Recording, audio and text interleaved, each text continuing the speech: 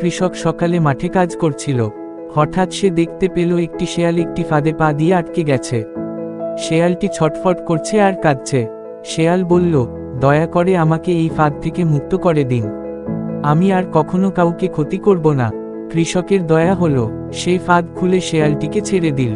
শেয়াল মুক্ত হয়েই হেসে বলল, তুমি বোকার মতো কাজ করলে, এখন আমি ক্ষুধার্ত, তোমাকেই খেয়ে ফেলব।